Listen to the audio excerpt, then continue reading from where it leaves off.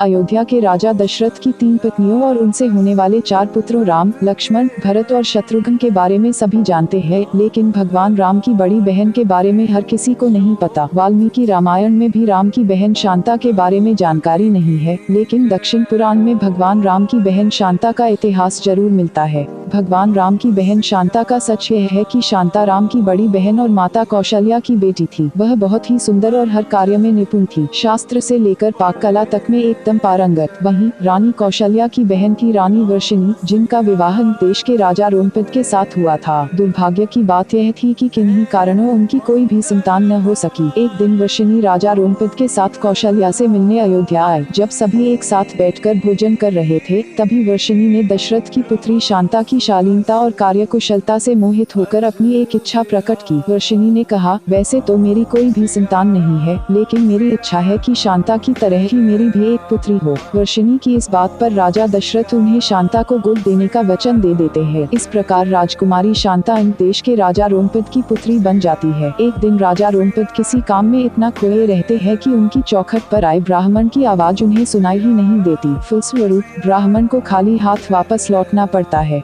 देवराज इंद्र को राजा रोमपद द्वारा किया गया ब्राह्मण का यह अपमान जरा भी रास नहीं आता। वह इन देश में वर्षा न करने का निश्चय कर लेते हैं। ऐसे में बिना वर्षा इन देश में सूखा पड़ जाता है। इस वजह से अकाल की स्थिति पैदा हो जाती है। इस समस्या से उबरने के लिए राजा रोमपद ऋषि श्रंग के पास जाते हैं और उनसे इस समस्या का उपाय पूछते हैं। ऋषि राजा को यज्ञ कराने की सलाह देते हैं, जिससे रूठे इंद्र देव को मनाया जा सके। राजा रोमपद ऐसा ही करते हैं और यज्ञ के बाद अंत देश में पुनः वर्षा होती है। इससे अंत देश में आई समस्या का अंत होता है। ऋषि श्रंग से प्रसन्न होकर राजा रोमपद उनसे अपनी पुत्री शांता का विवाह करा देते हैं। शांता के बाद राजा दशरथ के कोई संतान नहीं थी, इसके लिए वह बहुत ही चिंतित रहते थे। इसी कारण वह भी ऋषि श्रंग के पास जाते हैं। ऋषि श्रंग उन्हें कामाक्षी यज्ञ कराने की सलाह देते हैं। ऋषि के कहे अनुसार राजा दशरथ कामाक्षी यज्ञ संपन्न कराते हैं और प्रसाद के रूप में खीर बनवाते हैं। यज्ञ समाप्त होने के बाद जो खीर का प्रसाद था, उसे राजा दशरथ की तीनों पत्नियां कौशल्या, सुमित्रा और कैकेयी ग्रहण करती है।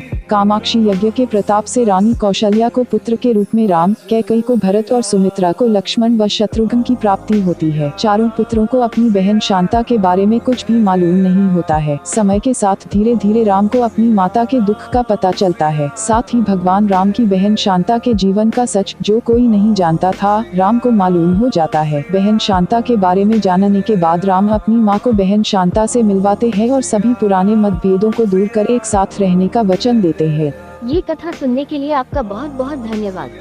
अगर कथा अच्छी लगी हो तो वीडियो को लाइक, शेयर और चैनल को सब्सक्राइब जरूर करें। कमेंट में राधे राधे जय श्री कृष्ण लिखना ना भूलें।